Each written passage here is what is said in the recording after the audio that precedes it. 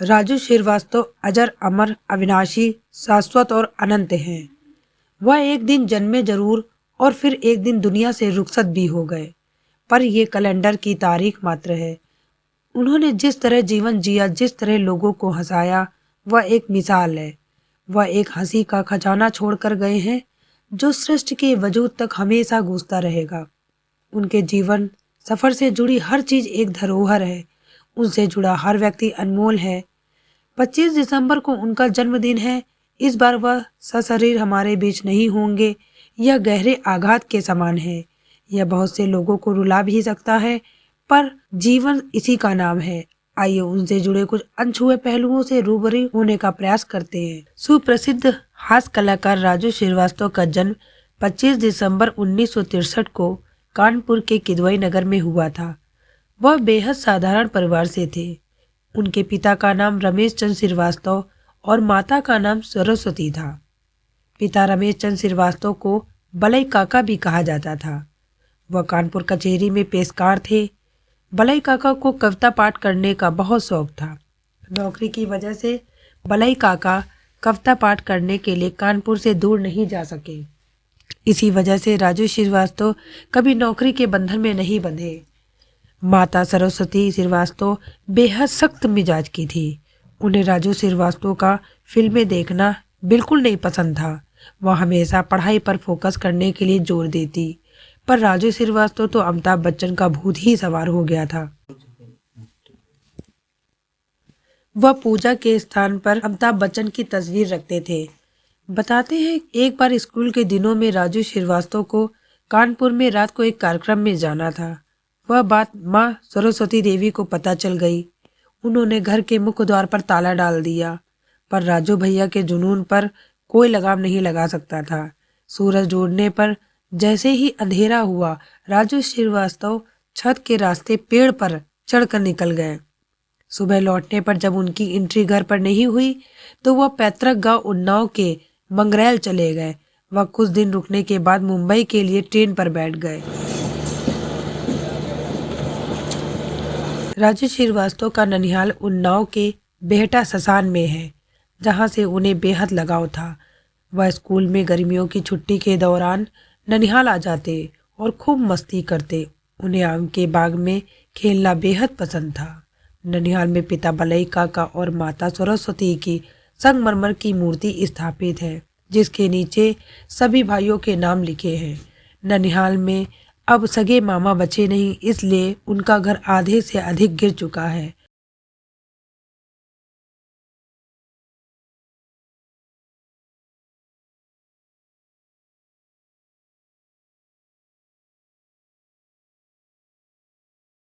मामा के नाम पर मुंह बोले एक मामा है।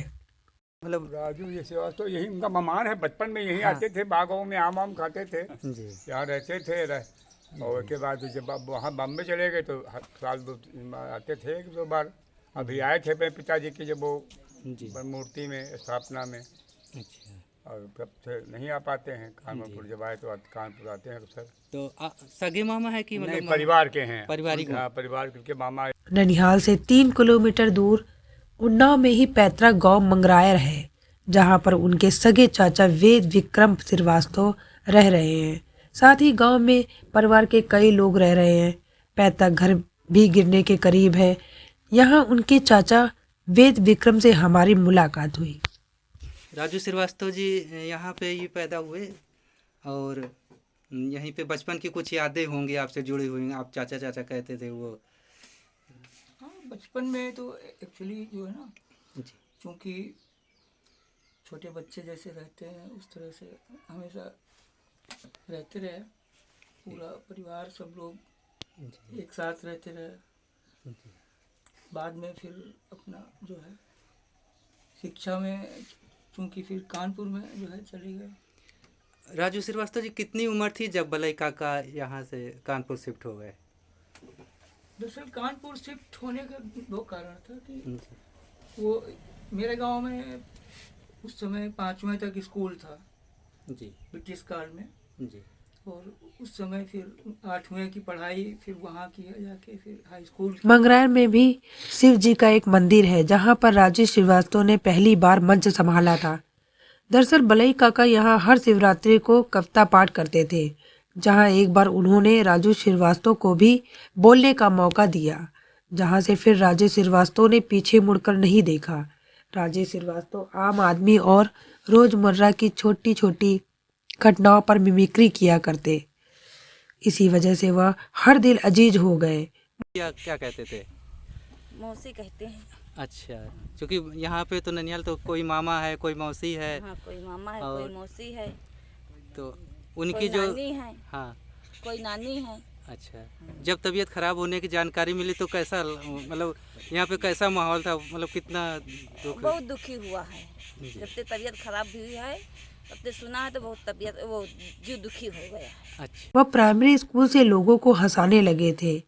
यहाँ एएस शाह स्कूल के प्रबंधक अब्दुल समी शाह ने बताया कि वह इसके बाद तो था कि राजू श्रीवास्तव जी यहाँ पे बचपन से पढ़े और यहाँ पर जब वो छोटी उम्र की बाल्यावस्था थी उनकी, तो उस वक्त यहाँ से पढ़ाई स्टार्ट की थी उन्होंने। ABCD से उन्होंने पढ़ाई स्टार्ट की थी और उनके दूसरे भाई भी यहाँ पढ़े हैं, जो बड़े भाई थे उनके, उन्होंने भी यहाँ शिक्षा ग्रहण की है।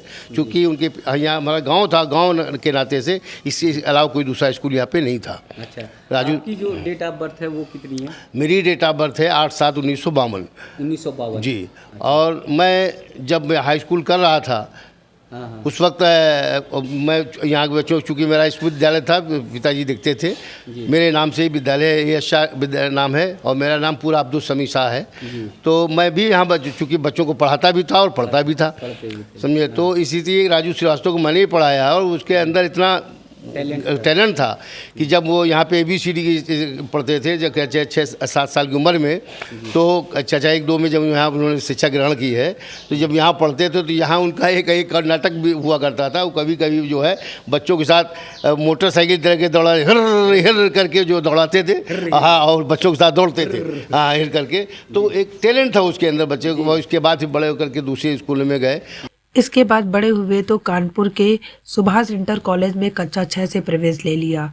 इस स्कूल से तो अनगिनत यादें जुड़ी हैं। यहाँ पर अपने टीचरों की ही मिमिक्री करने लगे थे। वो अपने केमिस्ट्री के टीचर RC शर्मा की मिमिक्री करते थे। आइए जानते हैं उनसे। दरअसल वो स्वभाव से बड़ा नटखट बचपना उसके अंदर मौजूद था। मैं अपने क्लासरूम से मैं केमिस्ट्री लैब की तरफ जा रहा था तो मैंने देखा कि एक कमरे में बड़ा शोर हो रहा है और लड़के काफ़ी मतलब हुटिंग कर रहे हैं। तो मैं, ये किस सन की बात होगी? लगभग 79-80 की बात है। 79। तो मैंने जाकर के क्लास में जब झाँक कर देखा तो ये वहाँ पर ये राजू वहाँ अमिताभ बच्चन की मिमिक्री कर रहा था और हम अध्यापकों की भी मिमिक्री कर रहा था। तो जाकर के मैंने देखा तो एकदम वो शांत हुआ। मैंने उसको वहीं उसी क्लासरूम में उसको बुरी तरह से उसको डांटा। जब मैंने उसको डांटा तो बड़ी गंभीरता से वो मेरी तरफ देखने लगा और ऐसा लग रहा था कि शायद वो मेरी इस डांट का कुछ जवाब देना चाहता है, लेकिन शब्दों से नहीं, वो कुछ करके दिखाने की उसके अंदर एक जज्बा लग रहा है, ऐसा मुझे उसकी आंखों से लगा। महसूस हुआ। और बाय द वे वो आगे अपनी मेहनत के बल पर बॉम्बे पहुंचा। बॉम्बे में उसने बहुत परिश्रम किया और परिश्रम करते करते आज वो हमारे देश का ही नहीं, हमारे मतलब अंतर्राष्ट्रीय स्तर का एक चमकता हुआ सितारा बन गया। राजेश श्रीवास्तव बचपन से ही अमिताभ बच्चन के जबरदस्त फैन थे।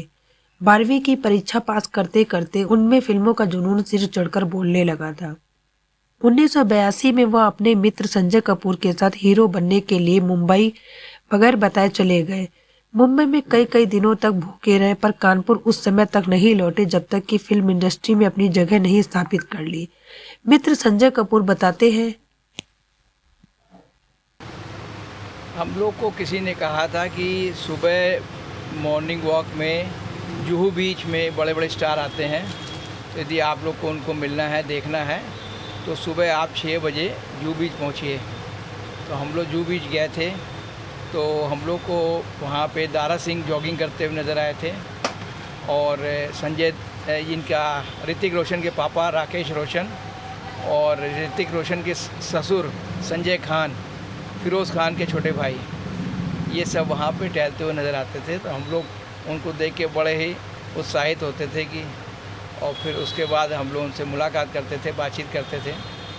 तो रोज़ मिलने लगे तो फिर एक कॉन्फिडेंस आया कि स्टार्स हमारे जैसे सामान्य लोग होते हैं, हम उनको जो है स्पेशल समझते थे।